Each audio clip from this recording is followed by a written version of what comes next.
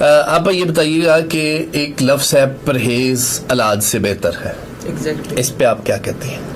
جی السلام علیکم. پہلے دیکھنے والوں کو آپ نے بات کا آغاز، اپنے پروگرام کا آغاز جو بہت ہی اچھی بات سے کرتی ہے کہ آپ 100 بیماریوں کا جو ایک علاج ہے وہ پرہیز ہے. اگر آپ سب سے پہلے جو معاشرے میں جو بیماری ہے وہ موٹاپا ہے، اور موٹاپا اگر آپ ادھر زپ لگا لیتے ہیں، پرہیز سٹارٹ کر دیتے ہیں تو موٹاپا نہیں آتا. موٹاپے سے پھر جتنے ڈیزیز جنم لیتے ہیں پھر ان سب سے آپ کا چھٹکارا ہوتا ہے، اور آہستہ آہستہ آپ اپنے آپ کو خود بخود ہیلدی کہتے ہیں نا کہ آپ کا جو رزق ہے وہ دنیا میں اتار دیا گیا ہے. تو یہ آپ کی اپنی چوائس ہے کہ آپ نے پھر کتنے دن رہنا ادھر. جب آپ بد پرہیزی پہ اتر آتے ہیں اور اپنے جو بھی آپ کے حصے کا رزق ہے اس کو ٹائم سے پہلے کھانا شروع کر دیتے ہیں، تو پھر وہ یہ تھوڑا کہ ایک دم سے آپ کا رزق ختم ہو گیا، دھڑام سے موت آ گئی. نہیں، یہ سمٹمز بنتے ہیں کہ جو ہم بیماریاں ہمارے اندر جنم لیتی ہے نا، کہ کسی کا آپ سن رہے ہیں فیٹی لیور ہے، کسی کا سن رہے ہیں کہ گٹ سسٹم ٹھیک نہیں، کسی کے گھٹنے خراب ہے، کسی کے ٹخنے خراب ہے، تو کسی کو اور ڈیزیز. تو یہ ساری چیزوں کا ایک بہترین علاج جو ہے وہ پرہیز ہے. آپ یہ بتائیے گا کہ پروفیشنل خواتین جو ہیں، جو جاب کرتی ہیں، کہیں نہ کہیں مصروف ہیں، بچے نگلیکٹ ہو جاتے ہیں، شوہر نگلیکٹ ہو جاتا ہے. اچھا، آپ کوئی ہوم ریمیڈیز، کوئی ٹوٹکا بتائیے گا کہ وہ کس طرح سے ان دونوں کی پرورش بھی کر سکتی ہے. ایک عورت جو نا اپنے خاوند کی پرورش بھی کرتی ہے اور اپنے بچوں کی پرورش بھی کرتی ہے، تو وہ کس طرح سے کوئی آسان ٹوٹکا بتائیں. میں ادھر آپ کی تھوڑی سی اصلاح کروں. جی.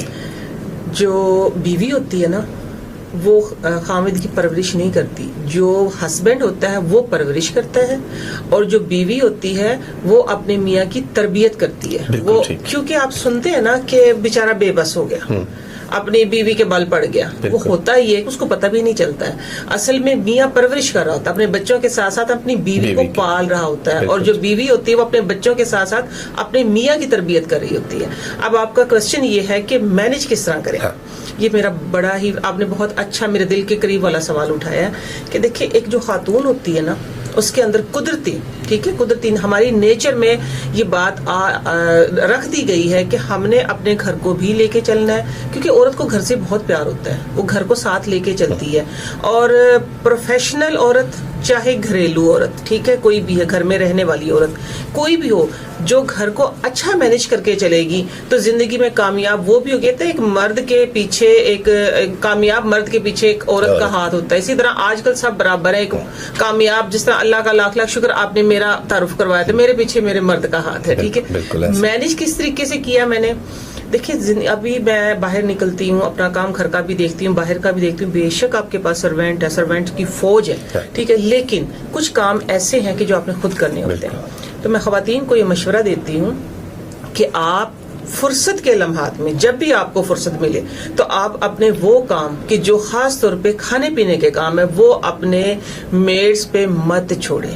اپنے کچن کا ایٹ لیسٹ 70% حصہ، کیونکہ کچن سے صحت ہے، کچن سے زندگی، کچن سے خوبصورتی ہے، اور کچن سے ہی بیماریاں ہیں، خوشیاں بھی کچن، اور کچن سے ہی خوشیاں ہیں. تو کچن کو ایٹ لیسٹ 70% آپ خود ٹائم دیں. مینجمنٹ بہت آسان ہے، میں جس طریقے سے کرتی ہوں وہ میں آپ کی خدمت میں حاضر کر دوں، آپ کے سننے والوں کی خدمت میں بھی میں حاضر کرتی ہوں. بلکہ پچھلے دنوں میں آپ کے اسی اسٹوڈیو میں، آہر اسٹوڈیو میں بیٹھی ہوئی تھی، تو ان کے جو آنر ہے مسعود بھائی،